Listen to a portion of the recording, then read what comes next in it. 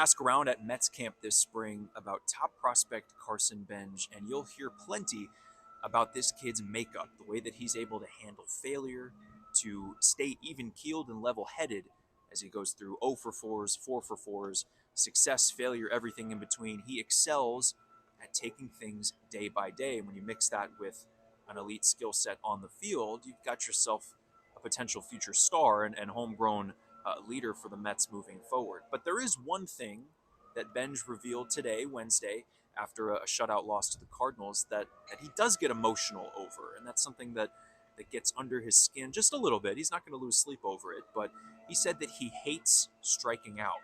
And that hatred for striking out is what inspired him long ago to really focus in on his bat to ball skills. He's a contact oriented hitter. He certainly has some pop, but as we saw on Wednesday, he really excels at putting the ball in play and battling deep into at bats, spoiling tough pitches and grinding it out to make sure that he gets his pitch. And he was 3 for 3 against the Cardinals on Wednesday, starting in right field, leading off for the Mets, his first game here at Clover Park in exhibition play. And in each of those 3 at-bats, Benge fell behind in a 1-2 count very early on. And in each of those 3 at-bats, he was able to get on base with a single.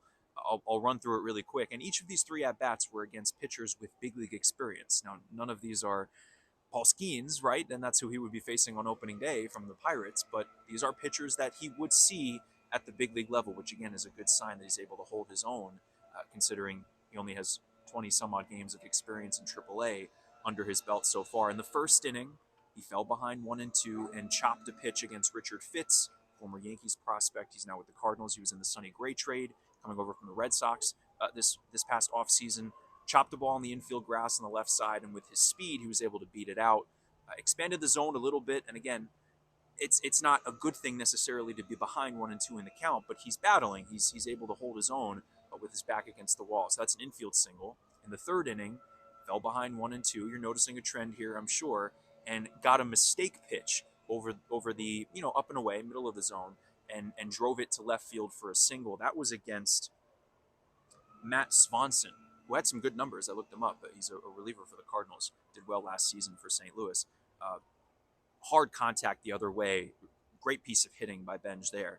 And then in the fifth, and this was against Chris Roycroft, Benge, this was a 10-pitch at-bat, and he spoiled 4 pitches in a 1-2 count, 6 total foul balls in that AB. Finally got a sinker at the bottom of the zone, pulled it through the right side for a ground ball single.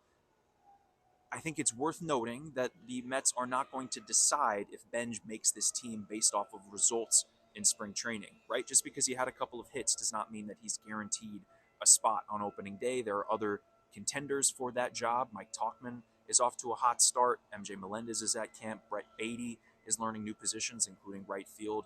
And then Tyrone Taylor is also in the mix. He'll probably end up as the 4th outfielder for the Mets. But the good thing here is that, again, he's holding his own against big league pitching and showing that he is a well-rounded hitter. That's the sense that I got talking to Jeff Albert earlier this spring, who's the Mets director of Major League Hitting, and then Andy Green, who's in charge of player development here with the Mets. They see a very well-rounded hitter, someone who can be above average in quite literally every facet of the game at the plate. Power, line drives, hitting off speed, hitting fastballs, righties, lefties, you name it. And the last thing here with Benge, and you think of what his role would be like if he made the opening day roster, right? He'd probably be hitting towards the bottom of the order, if not in the 9 spot. It's not like he's going to be hitting leadoff.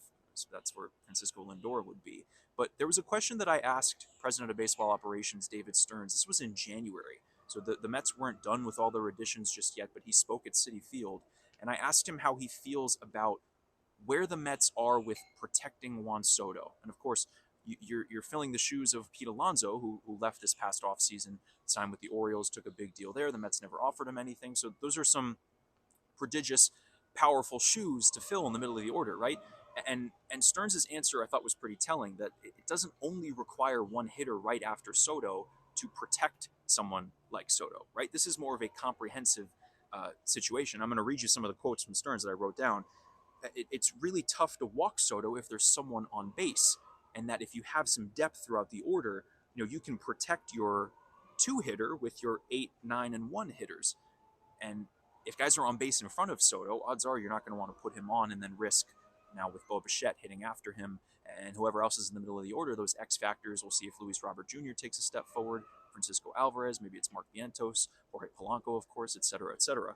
And you're turning the lineup over here. So right, if Benge is hitting ninth, let's say, and he's able to work a tough at bat, get on base, use his speed, put the ball in play, make good things happen, that puts the top of your order in a better position too to succeed. And there's less pressure on Benge. He's not trying to drive runs in every time up if he's hitting eighth or ninth, but he can still have a tangible impact on what happens with Juan Soto in that next at bat. And the quote from Benge today that I thought was pretty telling too: anything not to strike out, put the ball in play, good things happen.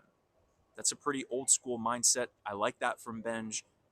And we saw it today. We saw him live up to that reputation, and it led to results. And that's something to keep an eye on this spring as the Mets' Grapefruit League slate continues.